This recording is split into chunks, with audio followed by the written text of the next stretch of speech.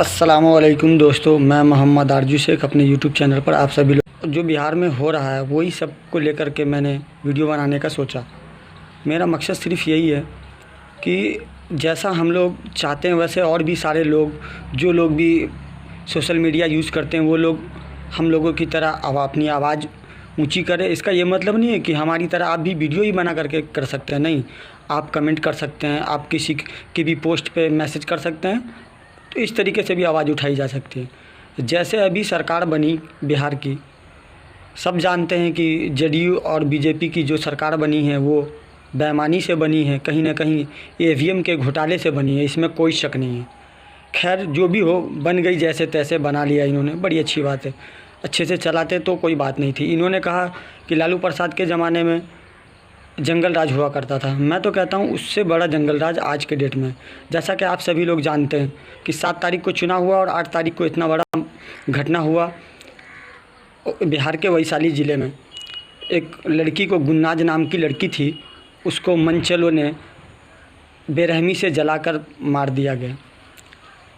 इसके अलावा देख लीजिए दूसरी घटना अभी दरभंगा की आई है। एक लड़का एक लड़की एक दूसरे से प्यार करते थे और ये लोग भाग करके कहीं चले गए। अब शादी किए, क्या किए ये तो किसी को पता नहीं, लेकिन लड़का की माँ के साथ जो ज़बरदस्ती लड़की वालों ने किया वो बहुत शर्मनाक है।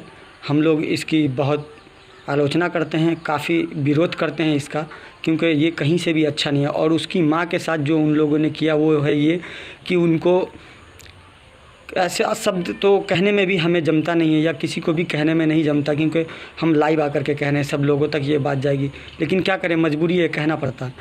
तो उन्होंने ऐसा किया कि उन लोगों को मारा पीटा, फिर उनको बहुत सारी गालियाँ दी, उनके कपड़े फाड़ करके, उनको बेपर्दा करके उनको सरेआम रोड पर घुमाया गया, फिर मारा गया। उसके बाद फिर घर ला करके मारा पीटा गया।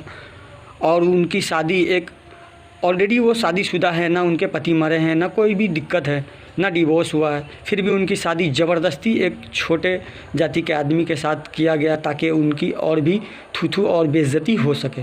तो ये भी काफ़ी शर्मनाक बात है। उसके बाद तीसरे टॉपिक पे आ जाइए। अभी कटिहार के एक गांव का मैसेज है, गांव का नाम तो हमें इस वक्त याद नहीं है, लेकिन कटिहार डिस्ट्रिक्ट का ये काम इतना बुरा हुआ कि जिसके बारे में हम आपको बता नहीं सकते। वहाँ भी इसी तरीके का मामला हुआ कि अगर किसी के साथ कुछ हो जाता, एक आदमी था, वो टीचर था और पैर से बेचारा लंगड़ा था, उसकी वाइफ के संबंध एक पुलिस वाले से हो जाता है और पुलिस वाले उसके किसी केस के सिलसिले में इन्वेस्टिगेशन के लिए उनके घर आते हैं और उनकी पत्नी के साथ अवैध संबंध बनाते हैं। और 1-2 दिन में ये समाप्त नहीं होता, लगभग 2-2.5 महीना 3 महीना ऐसे ही चलता रहा। और जब उसके पति को यानी कि टीचर को पता चला कि मेरी वाइफ के साथ पुलिस वाले का गलत संबंध है, जब उन्होंने देख लिया और विरोध किया तो उनको भी मारा पीटा गया और उनके आंख के सामने उन्हें बांध करके उनकी पत्नी के साथ दुष्कर्म करने का काम इन्होंने किया। ऐसे पुलिस वाले को पुलिस में कभी रखने नहीं देना चाहिए। और किसी तरह अगर पुलिस में आ भी गए हैं तो उनको हमारी रिक्वेस्ट है बिहार सरकार से और बिहार के बड़े बड़े जो पुलिस अधीक्षक है, पुलिस पदाधिकारी हैं, उनसे हमारी रिक्वेस्ट है, अपील है कि वैसे आदमी को सिर्फ सस्पेंड नहीं करना चाहिए, निलंबित नहीं करना चाहिए, बल्कि इसके साथ साथ उनको कड़ी से कड़ी सज़ा मिलनी चाहिए, उनके ऊपर FIR दर्ज होना चाहिए, उन पर मुकदमा चलना चाहिए और उनको लंबी से लंबी जेल होनी चाहिए, क्योंकि ये सरेआम वर्दी का गलत इस्तेमाल कर रहे हैं। और पूरे बिहार में जो मामला हुआ उसको छोड़िए, पूरे देश में बिहार पुलिस का नाम बदनाम कर रहे हैं। तो इस पर सख्त से सख्त एक्शन लेना चाहिए। अब आ जाइए यूपी के मुद्दे पे।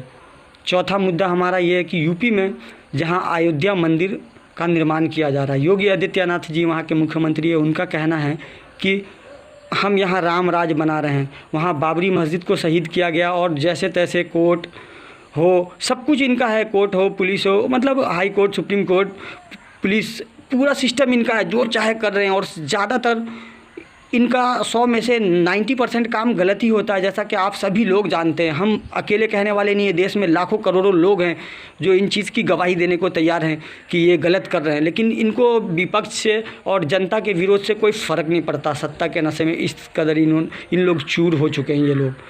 तो उसके बाद वहाँ बताइए, ज़बरदस्ती बनाएं आप या सुप्रीम कोर्ट को मैनेज करके बनाएं? जो इतने सालों तक जिस केस को पेंडिंग रखा गया उसको आपकी सरकार आते ही कैसे क्लियर कर दिया गया, और जबकि इतना बड़ा विवादित मामला था फिर भी आपने बना दिया। खैर, हमें उससे भी ऐतराज़ नहीं। आपने हमारी मस्जिद को हटा करके आपने मंदिर बनाने का काम किया, कोई बात नहीं, लेकिन उस जगह पे मस्जिद थी तो भी वो बहुत अच्छी जगह कहलाती थी, और मंदिर होगी तो भी अच्छी जगह कहलाएगी। तो ऐसी पाक जगहों पर अगर इस तरीके का गैंग रेप होगा तो कैसे चलेगा? आप सोचिए, देश को क्या मैसेज जाएगा? मस्जिद का एरिया तो आप बदनाम कर ही दिए हैं, और फिलहाल जो अभी के डेट में आप मंदिर बना रहे हैं तो आप मंदिर को भी बदनाम कर दिए। और आप लोग बिहार को उंगली उठाते हैं कि बिहार जंगल राज है। जंगल राज था नहीं, जंगल राज अब आपकी के शासन प्रशासन में आकर के हुआ है, आपकी सरकार में आकर के हुआ है बिहार जंगल राज। इससे पहले जंगल राज नहीं था। यूपी में अभी सरकार चल रही है, वर्तमान सरकार बीजेपी की है, पूरी दुनिया जानती है।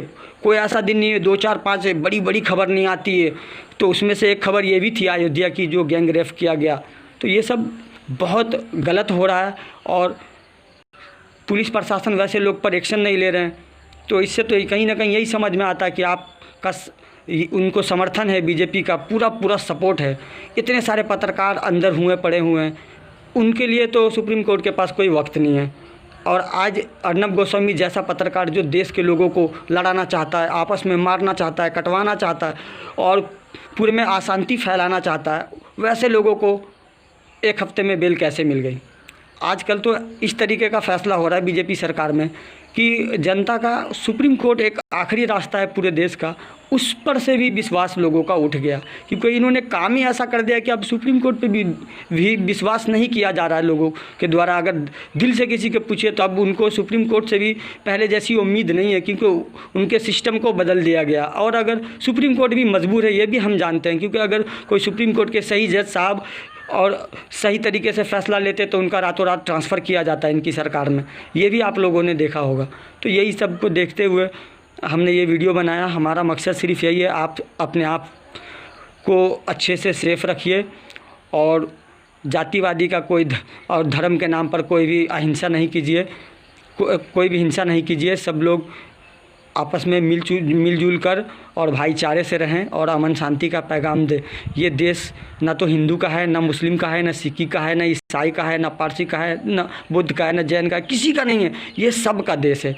यहाँ जो भी रह गए वो सब हमारे हैं, और वो सब हमारे थे और हैं और रहेंगे, चाहे आप कुछ कर लीजिए, हम कुछ कर लें, कोई कुछ कर ले। तो किसी भी तरीके की राजनीति करने के लिए किसी भी व्यक्ति को या किसी भी नेता को मैं समझता हूँ कि जातवाद की राजनीति करने की कोई ज़रूरत नहीं है। आप अपने मुद्दों की राजनीति कीजिए, विकास का नाम दीजिए। आप लोग बोलते थे, आपकी जब सरकार बनने के कगार पे थी तो भी आप यही बोल रहे हैं, और जब नहीं बनी थी तो भी आप यही बोल रहे हैं। यानी कि समझिए 10 साल से चुनावी दौर में आप लोग का एक जुमला रहा, वो जुमला का नाम है, जैसे कि आपने एक भाजपा को नारा दिया, बेटी बचाओ बेटी पढ़ाओ। एकदम सही बात है, ये बात सही है, लेकिन लोगों को उस वक्त समझ में नहीं आया कि उन लोगों ने और हम लोगों ने तो ये सोचा कि इनका कहना सही है, लेकिन हम लोग इस तरीके से नहीं सोचे कि उसको बचाने का मतलब है अपनी बेटी को कि हम आपसे बचाएं। हम तो समझे कि जो गलत लोग हैं समाज में उनसे बचाना है, लेकिन आज पता चला कि ये बीजेपी वालों से बचाना है। आज आ रहा भाजपा है तो भरोसा है, इसका मतलब यही है कि भाजपा है तो कोई भरोसा नहीं कब क्या हो जाएगा। मतलब इन्होंने जो भी नारे दिए हैं वो सब उल्टे ही साबित हुए हैं इनके। चाहे आप कहीं से भी चेक कर लीजिए, जितने सारे रिकॉर्ड देख लीजिए ये 10 साल के, आपको पता चल जाएगा। हर चुनाव के टाइम में कुछ न कुछ ये अपना नया नारा लाते हैं और लोगों को इसमें गुमराह करने की कोशिश करते हैं। तो मेरी अपील आप लोगों से यही है कि बस देख सुनकर और अच्छे से रहिए और सब मिलजुल कर रहिए, और इस तरीके का कोई भी गलत बयान ना दे कहीं, चाहे वो सोशल मीडिया पे हो या समाज में आप किसी के सामने हो। गलत मैसेज जाना ही नहीं चाहिए। हम सब धर्म के लोग हैं और सबको अपने हिसाब से अपने धर्म पे चलने की इजाज़त है इस देश में, और ये आज़ाद देश से किसी की गुलामी नहीं करता। अस्सलामु अलैकुम व रहमतुल्लाह दोस्तों।